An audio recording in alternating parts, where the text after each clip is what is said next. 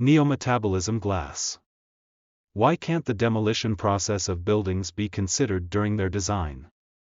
The design for assembly of buildings is carefully considered, but during demolition materials such as gypsum board, concrete, wood waste, and glass are demolished together without being separated.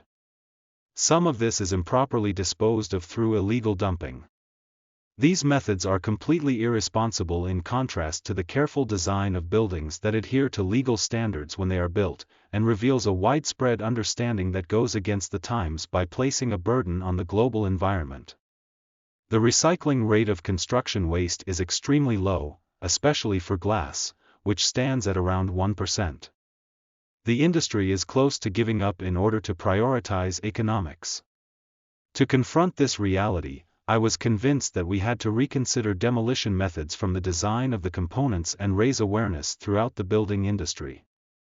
And so, focusing first on the sheet glass used in architecture, I will take new action in the circular economy that encompasses raw materials, production, consumption, and recycling. In particular, I aim to connect the structure of consumption to a system of recycling. Furthermore, it is also necessary to connect the recycled material with new waves of production and consumption. The idea is to create a recyclable form of glass, or rather, a form of glass that is easy to handle, from sheet glass destined to become construction waste. The glass used to make the artwork is seen as a raw material for future glass forms. Here is a brief explanation of the production process used to make this work.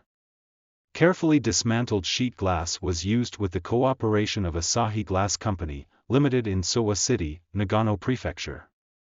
First, the plate glass is blow-cleaned one by one to remove dust and impurities and make it easy to place in a container.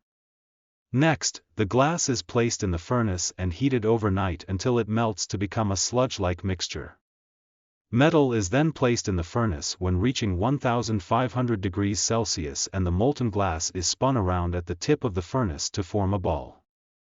When the glass has reached a certain size, it is tipped towards the floor, using the effects of gravity to form the shape of a teardrop before the glass hardens as a result of rapid cooling. The glass teardrops are cut when they have formed a line extending about 1 meter in length. 3 people worked on this process for 10 days, producing approximately 2,000 glass teardrops. The amount of waste glass used was about 100 kilograms. In the beginning, we were only able to produce about 50 pieces a day, but on the last day we were able to produce nearly 500 teardrops. We learned one truth after wrestling with glass while bathed in 1500-degree heat: glass is alive. When sand is heated, it melts and glass is born.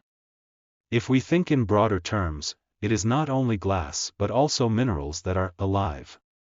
Unlike the life cycle of an organism like a human being, these materials are alive for a far longer time. When heat is applied, they change into new forms and give off energy. Glass can change its shape by melting it multiple times.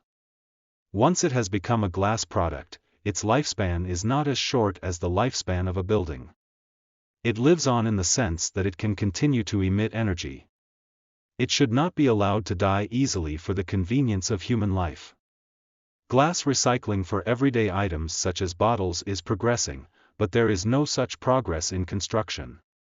We are knowingly mixing together construction waste and stopping the life cycle of materials. The space under the JR elevated railway line that serves as the venue is surrounded by concrete and can be likened to the inner organs of the city. The 80-meter-long diagonal slope is its distinctive feature. I have installed 2,000 teardrop-shaped recycled glass works here in a manner that gives them a sense of life.